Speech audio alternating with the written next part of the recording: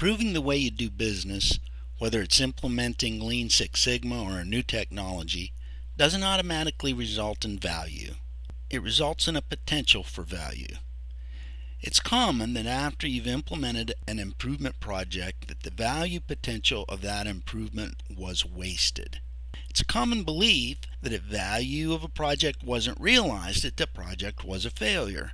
But it may have been an extremely successful project, but the potential wasn't realized. Value realization methodology is a technique developed to help ensure that the customers, shareholders, and society realize the benefits of the productivity improvement efforts. To get really basic, any process takes inputs such as labor, materials, tools, and infrastructure and changes it by adding value, resulting in goods and services that the customer wants and needs. Process improvement projects such as Lean Six Sigma seek to do the process faster, cheaper, and better with less by reducing the inputs, simplifying the process, and improving the quality of the goods and services. So what determines the value of an improvement? Making the product faster, better, and cheaper with higher quality results in obvious benefits to the customer. They also provide a potential financial benefit to the shareholders of the company. We call this financial benefit business value, and it's often very difficult to quantify.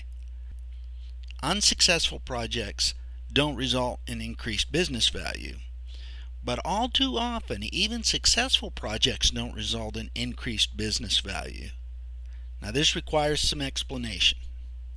There are various kinds of metrics that you use to track the project. Project metrics track how well you did the project. Was it on schedule? Was it on budget? Did you control the scope of the project? They don't address value. Process metrics track how well you follow the new process. They help you quantify if the potential benefit was met, but they don't address the value either. Value metrics address business benefit. They are seldom understood and rarely tracked. Leaders and doers know that you get what you measure, but it is not uncommon for the team to assume that if the new process is followed and confirmed by process metrics, that the business value will automatically happen, and this is a false assumption. Here's an example. Say your project is to implement a new piece of software and its projected goal results in a 10% improvement in the efficiency of a group of 200 engineers. Well, you complete the project, and through process metrics and surveys you confirm that the implementation actually increased the efficiency of 212 engineers by 11%. So you exceeded your projected project goals. So what's the value of this? Well, it really depends on what the leaders do with this extra time, and they have several choices. They can downsize the group, which has a lot of negative consequences. They can require 11% more work per individual, which results in increased productivity. Or, all too commonly, the leaders do nothing, and if this happens, it is a good example of where a successful project did not result in business value. Let's look at another example of a process improvement. Let's say you have a process that requires 100,000 square feet of floor space, but you have a new process that can perform the same task in 25% of that floor space. Through the project, you estimate a 75% reduction, and you actually come close to that goal. The potential value of the project resides in what you do with the excess floor space. In this example, if the excess floor space prevents the building of a new facility, the potential savings is $7.5 million.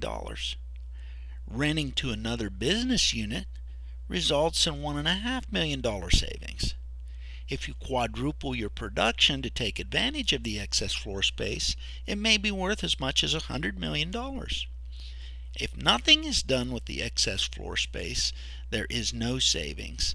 So who makes this determination? The leaders. To recap, we know project metrics track how the project was run, and we know that process metrics track adherence to the new process. We recognize that successful projects only result in potential business value, and that how the leaders leverage the potential business value defines the true benefit of the project. We also recognize that value metrics are rarely defined, tracked, or measured, and this results in missed opportunities for the business to capitalize on successful projects. This is where value realization methodology is helpful. So what is VRM? At a high level, it addresses how business cases are developed and how an accountability structure that includes the measurements of the leaders improves the probability that the business will capture the potential business value of successful projects. Both of these focus areas take place at all phases of the project, and both are subjected to the scrutiny of a ratification process. We will define the details of these focus areas later, but we should begin the discussion with an honest statement that leaders are people, and as such can be risk adverse. Two things are prerequisites to the implementation of VRM. The first deals with the culture. To ask the leaders to commit to future actions that result from a process improvement won't happen if the culture doesn't embrace risk-taking. The second prerequisite is that the measurement of the leaders must happen from the top down. Project teams of doers cannot force leaders to do anything they don't want to do due to the hierarchy of the organization. Therefore, VRM must be a top-down endorsed and directed activity. The first step of VRM is to identify and assign a business owner to the project team who will be responsible for the operation after the project has been completed.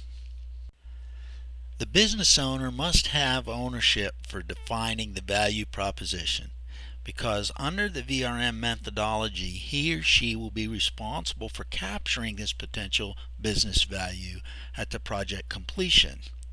The business owner will work with the project team to define the impact of the implementation, and at that point the business owner will establish what assumptions will be used to determine the project business value given a successful project. VRM also includes the use of a standardized business case reporting tool, which includes projected costs, savings assumptions, schedule, and value proposition in a standard template. This allows ratification bodies to evaluate projects consistently from project to project.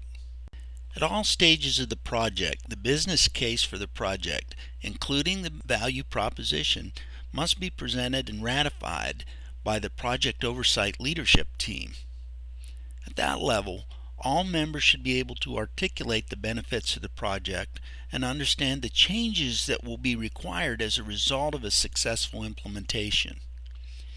These assumptions can change over time as the project progresses, but the business owner, not the project manager, should present his or her beliefs regarding the value proposition to the ratification team. Value metrics are driven based on the value proposition. If the value proposition was to increase production by 10%, then that should be measured. If the value proposition was to reduce overall cost by 10%, that should be measured.